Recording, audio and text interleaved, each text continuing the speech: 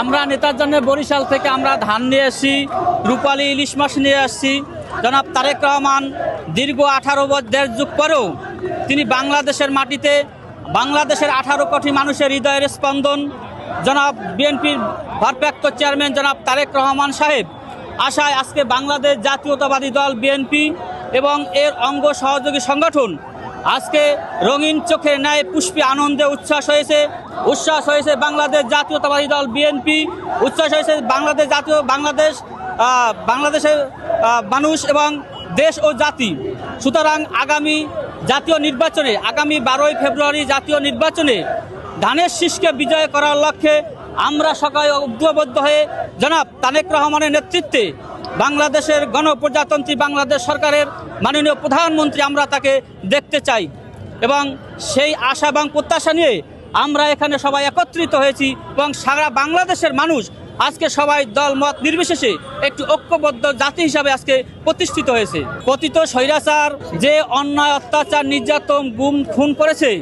তার পরিপ্রেক্ষিতে আজকে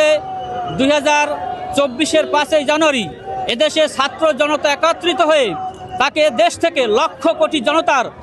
দক্ষিণ এশিয়ার সবচেয়ে কুখ্যাত স্বৈরাচার শেখ হাসিনাকে এদেশের লক্ষ কোটি জনতা একত্রিত হয়ে সেদিন বাংলাদেশ থেকে তাকে বিতাড়িত করেছে। সুতরাং আজকে যাকে সেই কুলাঙ্গার সন্তান বলেছিল এই পতিত শেখ হাসিনা, আজকে সেই তারেক রহমান একটি আদর্শ রাজনৈতিক দলের একটি নেতা এবং শহীদ প্রেসিডেন্ট জিয়াউর রহমানের আদর্শের গড়া একজন সৈনিক এবং তার উত্তরাধিকারী এবং দেশনেত্রী বেগম খালেদা জিয়ার একজন সুযোগ্য উত্তরসূরি, যাকে এই দেশ থেকে তাড়াবার মতো কোনো শক্তি পৃথিবীতে নাই। কিন্তু শেখ হাসিনা তার পতিত স্বৈরাচারীর সেই অন্যায়, অত্যাচার, নির্যাতনের কারণে আজকে তাকে দেশ থেকে বাহিরে পাঠিয়ে দেওয়া হয়েছিল। কিন্তু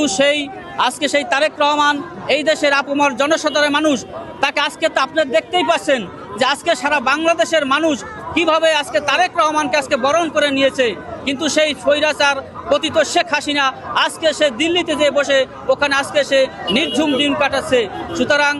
আমরা জানি যে ওখানে বসে তিনি বিভিন্ন ষড়যন্ত্র করেছেন, কিন্তু সেই ষড়যন্ত্র কোনো কাজে আসবে না এবং এদেশের মাটিতে আর কোনোদিন তার জায়গা হবে না।